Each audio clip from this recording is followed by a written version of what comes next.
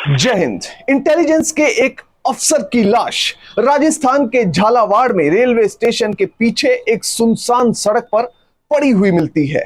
वहीं दूसरी तरफ पत्नी उनके घर ना पहुंचने पर सभी रिश्तेदारों को फोन कर रही होती है कि क्या मेरे पति आपके यहां आए हैं। इस बीच जब एक व्यक्ति बताता है कि आपके पति तो सड़क पर पड़े हुए हैं बेसुध, उसके बाद उन्हें अस्पताल लेकर जाया गया। अस्पताल द्वारा मृत डिक्लेयर किए जाने के बाद पुलिस ने पिता की शिकायत पर एक मामला रजिस्टर किया। मामला रजिस्टर किए जाने के बाद पुलिस बहुत तेजी से अपनी इन्वेस्टिगेशन को आगे बढ़ाना चाह रही थी, पर स्टार्टिंग में कोई क्लू ही नहीं मिला कि आखिर इंटेलिजेंस के इस सीनियर अधिकारी को किसने मारा, कौन उसे सुनसान रोड पर लेकर आया। इस केस के बारे में बात करेंगे, पर सबसे पहले आपसे अपील कि आप बड़ी संख्या में हमारी वीडियोस को देख रहे हैं पर चैनल सब्सक्राइब नहीं कर रहे। अगर आप इस वीडियो को देख रहे हैं तो फौरन चैनल को सब्सक्राइब कीजिए, बेल नोटिफिकेशन ऑन कीजिए, वीडियो को ज्यादा से ज्यादा शेयर करें और अपना कॉमेंट देना ना भूलें। मैं जानता हूं ये वीडियो आप आखिर तक देखेंगे क्योंकि ये केस है ही इतना दिलचस्प। अब इस पूरे मामले को समझने के लिए आपको चलना पड़ेगा राजस्थान के कोटा के रामगंज मंडी इलाके में। दरअसल 14 फरवरी के दिन चेतन प्रकाश नाम का एक इंटेलिजेंस का अधिकारी दिल्ली से 2 दिन की छुट्टी लेकर अपने घर राजस्थान में जाता है। वहां पर रामगंज मंडी में उसके माता पिता रहा करते थे।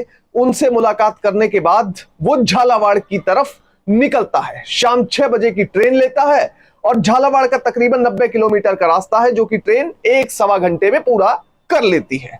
पत्नी झालावाड़ रहा करती थी क्योंकि वहां वो एक सरकारी टीचर के तौर पर नौकरी करती थी। उसके 2 बच्चे भी थे। दोनों बच्चों के साथ पत्नी भी वहां पर खुश रहा करती और लगभग हर वीकेंड पे इंतजार किया करती कि मेरे पति घर आएंगे। अब चेतन प्रकाश ने अपनी पत्नी को बताया कि मैं घर आ रहा हूं।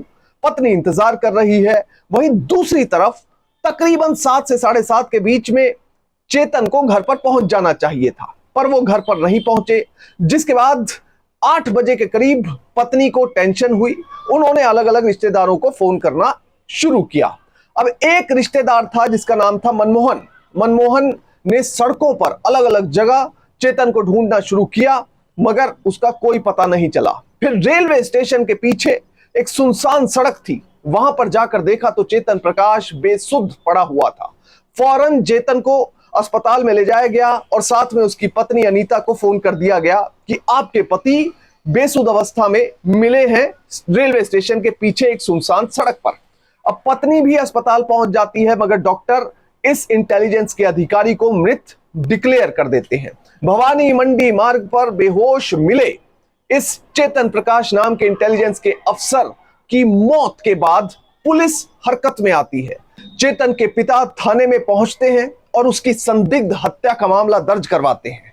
अब पुलिस जब मामला रजिस्टर करती है तो 3 पहलू ऐसे थे जिन पर पुलिस काम करना चाहती थी इनिशियली। पहला पॉइंट यह था कि ऐसा हो सकता है कि चेतन प्रकाश को हार्ट अटैक आया हो और उससे उनकी मौत हो गई हो। दूसरा एस्पेक्ट यह था कि उनकी किसी ने हत्या कर दी हो, और तीसरा एस्पेक्ट यह था कि शायद उन्होंने आत्महत्या कर ली हो। अब इन 3 थ्योरीज पर पुलिस काम कर रही थी। अब ये तीनों थ्योरीज पोस्टमार्टम और विसरा रिपोर्ट से क्लियर हो सकते थे, इसलिए चेतन प्रकाश का फौरन पोस्टमार्टम करवाया गया। उसके बाद उनका सैंपल विसरा रिपोर्ट के लिए भी भेज दिया गया ताकि एग्जैक्ट पता चल सके कि चेतन की मौत आखिर हुई है तो कैसे हुई है। पुलिस ने पूरी बॉडी का इंस्पेक्शन किया। पोस्टमार्टम में देखा गया कि पीटने का, मारने का कोई निशान ही नहीं है चेतन की बॉडी पर। तो इसलिए अब पुलिस और ज्यादा गंभीर थी इस पूरे मामले की सच्चाई का पता लगाने के लिए। अब सबसे पहले चेतन प्रकाश के सभी रिश्तेदारों से, मनमोहन से, पत्नी से पूछताछ की जाती है। पुलिस को कोई क्लू नहीं मिलता। उसके बाद पुलिस उस दिन उस लोकेशन पर कितने मोबाइल उस समय एक्टिव थे उनका पता लगाती है और उन मोबाइल नंबर्स पर कहां कहां बात हो रही थी, क्या क्या बात हो रही थी, ये पता लगाने की कोशिश करती है। पर अभी तक पुलिस को ज्यादा कुछ क्लू नहीं मिला था। इसके बाद पुलिस पिन पॉइंट करती है 2 से लेकर 3 लोगों को। सबसे पहला शक पुलिस को होता है पत्नी अनीता पर। कुछ बात करने का तरीका और भी कई चीजें ऐसी थी जो परिवार ने इनपुट्स दिए थे, उसके बाद पुलिस पत्नी के पास पहुंचती है और उनसे पूछताछ शुरू करती है। सबसे पहले उनका मोबाइल कब्जे में लिया जाता है। मोबाइल को जब देखा जाता है तो मोबाइल में कुछ मिलता नहीं है ऐसा। उसके बाद डेटा जो है वो रिट्रीव करवाया जाता है। रिट्रीव करवाने का मतलब जितना डेटा डिलीट किया गया है मोबाइल से उसे वापस पुलिस प्राप्त करने की कोशिश करती है और वो मिल भी जाता है। उस डेटा में व्हाट्सएप के ऐसे मैसेज और कॉल मिले थे जिनसे पुलिस को बहुत बड़े क्लू, बहुत बड़े हिंट अपनी इन्वेस्टिगेशन में मिल चुके थे। दरअसल पुलिस को पता चला कि अनीता और उसके पति चेतन प्रकाश के बीच में संबंध अच्छे नहीं थे। इसके साथ ही उसका एक प्रवीण नाम के शख्स से लगातार कांटेक्ट बना रहता था और कई कई घंटे उसके साथ बातचीत भी हुआ करती थी। अब पुलिस पत्नी अनीता, प्रवीण और संतोष निर्मल नाम के एक शख्स को गिरफ्तार कर लेती है। अब यह पूरा मामला क्या है इसे समझने के लिए आपको चलना पड़ेगा इसकी पृष्ठभूमि में।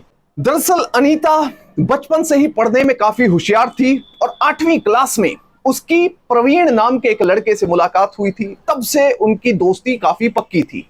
अब 8वीं क्लास के बाद यह सफर बढ़ते बढ़ते अब बड़े होने तक आ गया था।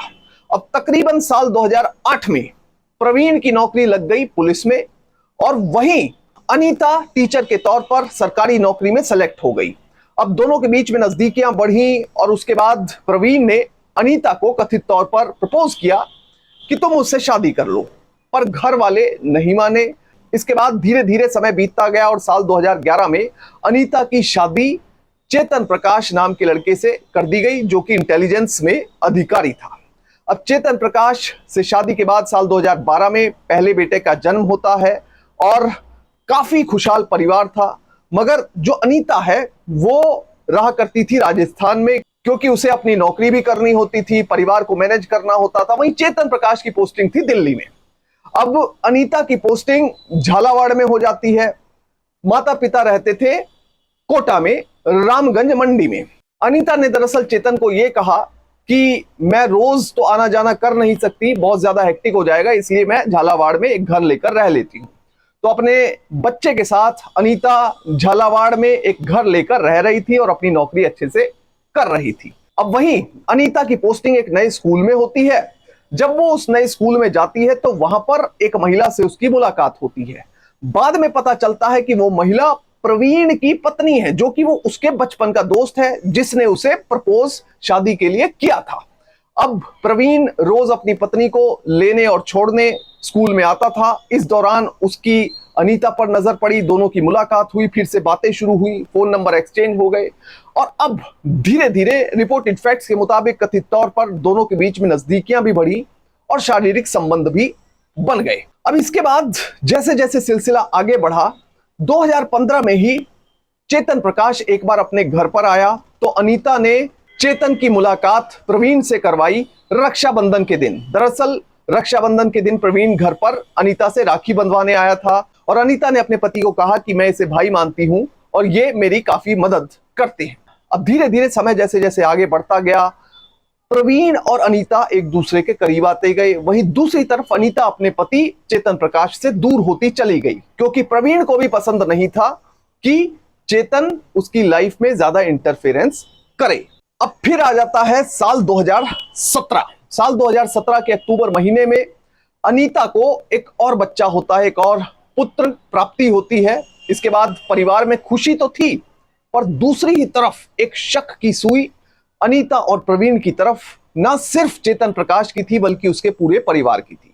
अब चेतन अपनी पत्नी को लगातार कह रहा था कि तुम प्रवीण से दूरियां बनाओ। परिजन भी कहने लगे थे, माता पिता कहने लगे थे कि बेटा इसको आप चेतन जब यहां नहीं होता तो घर पर आने मत दिया करो, पर इसका कोई असर नहीं था। वहीं दूसरी तरफ प्रवीण जो था वो अनीता को किसी और के साथ देख ही नहीं सकता था। अगर सोशल मीडिया पर अनीता अपने पति के साथ फोटो डालती तो प्रवीण उसे डिलीट करवा दिया करता। वो उसे अपने पति से, चेतन प्रकाश से बात भी नहीं करने दिया करता था। अब धीरे धीरे समय जैसे जैसे आगे बढ़ता गया, प्रवीण चेतन से और ज्यादा चिढ़ने लगा। पुलिस की थ्योरी के मुताबिक दोनों ने मिलकर चेतन प्रकाश की हत्या का एक प्लान बनाया और उसके लिए शाहरुख नाम के एक शख्स को एंगेज किया गया और प्रवीण ने उसे 3 लाख रुपए दिए। प्रवीण दरअसल स्टेट पुलिस में कांस्टेबल के पद पर कार्यरत था और वो फिलहाल एसीबी में एज अ कांस्टेबल काम कर रहा था। एसीबी में कांस्टेबल के तौर पर काम करते हुए उसे कई ऐसी टेक्निक्स, कई ऐसी ट्रिक पता चली जिससे किसी व्यक्ति को अगर हत्या उसकी करनी हो तो उसकी हत्या भी कर दी जाए और किसी को कानो कान खबर भी ना हो, पता भी ना चले। प्रवीण और अनीता ने कथित तौर पर रिपोर्टेड फैक्ट्स के मुताबिक तकरीबन 6 बार कुछ गुंडे भेजे चेतन प्रकाश को मारने के लिए, पर वो हर बार बच गया। इसके साथ ही जब वो ट्रेन में जा रहा था तो उसे ट्रेन से धक्का देकर मारने की भी कोशिश की गई, पर वो फिर भी बच गया। पर यह 7वीं बार था जब वो अपने माता पिता से मिलकर रामगंज मंडी से ट्रेन पकड़ के झालावाड़ की तरफ आ रहा था। झालावाड़ में वो ट्रेन से उतरा, उसके बाद वो घर की तरफ पैदल बढ़ने लगा और उसके साथ ही अचानक से थोड़ी देर में कार से प्रवीण आता है।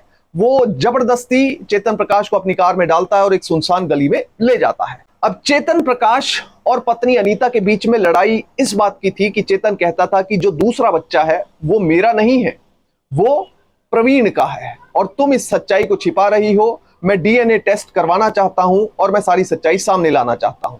इसीलिए शायद अनीता भी कथित तौर पर रिपोर्टेड फैक्ट्स के मुताबिक अपने पति की हत्या में शामिल होने के लिए कन्विंस हो गई थी। अब प्रवीण जैसे ही कार में डाल के चेतन प्रकाश को लेकर आया, बाहर निकाला, तो उसने सबसे पहला सवाल पूछा कि तुम अनीता के साथ मेरा नाम हमेशा क्यों जोड़ते हो। दूसरा सवाल उसने पूछा कि तुम अपने दूसरे बच्चे को अपना क्यों नहीं मानते, मेरा बच्चा क्यों कहते हो। इस पर चेतन प्रकाश ने जैसे ही बोलना शुरू किया तो दोनों के बीच में लड़ाई झगड़ा शुरू हो गया। इस बीच कार में बैठे हुए 2-3 लोग जो मौजूद थे वो कार से निकले। उन्होंने जबरदस्ती चेतन प्रकाश को कथित तौर पर रिपोर्टेड फैक्ट्स के मुताबिक 2 बार इंजेक्शन लगाए और ये इंजेक्शन लगाए गए केटामाइन के। केटामाइन का इंजेक्शन दरअसल आमतौर पर बाजार में नहीं मिलता, ये या तो हॉस्पिटल्स में होता है या नर्सिंग होम्स में इस्तेमाल किया जाता है। इस इंजेक्शन की मदद से व्यक्ति को बेहोश भी किया जा सकता है, मारा भी जा सकता है और फोरेंसिक रिपोर्ट में जो भी पोस्टमार्टम रिपोर्ट होती है उसमें ये इंजेक्शन के जो कण होते हैं वो दिखाई नहीं देते हैं, यानी पता ही नहीं लगता कि आखिर ये व्यक्ति मरा कैसे है। और ये पूरी प्लानिंग दरअसल प्रवीण ने ही की थी। प्रवीण ने अपने एक दोस्त जो कि हॉस्पिटल में काम करता था, संतोष निर्मल, उससे ये इंजेक्शन इस बहाने से लिए थे कि मुझे एक पार्टी करनी है, वहां पर नशे के तौर पर प्रयोग करने के लिए 2 इंजेक्शन मुझे लाकर दे दो। उसने 2 इंजेक्शन लाकर दे दिए और प्रवीण ने वो संभाल कर रख लिए। तकरीबन 6 से 7 महीने बाद उसने ये 2 इंजेक्शन चेतन प्रकाश की हत्या के लिए इस्तेमाल किए। अब जैसे ही चेतन प्रकाश को 2 इंजेक्शन लगते हैं वो बेहोश हो जाता है। उसके बाद ये सभी वहां से भाग जाते हैं। उसके बाद पत्नी लोगों को फोन करती है, एक रिश्तेदार भागा भागा आता है, वो चेतन प्रकाश को सड़क पर देखता है, फिर उसे हॉस्पिटल ले जाया जाता है, फिर चेतन प्रकाश को मृत डिक्लेयर किया जाता है, फिर पिताजी पुलिस के पास पहुंचते हैं और ये मामला रजिस्टर किया जाता है।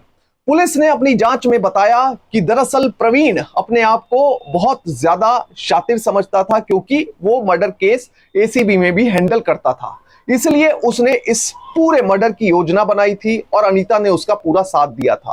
पुलिस ने अनीता, प्रवीण और संतोष निर्मल को गिरफ्तार कर लिया। इस केस में प्रवीण को फौरन सस्पेंड कर दिया गया। अनीता जो कि प्रमोट होके प्रिंसिपल बनने वाली थी, उसके खिलाफ डिपार्टमेंटल इंक्वायरी बिठाई गई और भविष्य उसका भी खतरे में आ गया।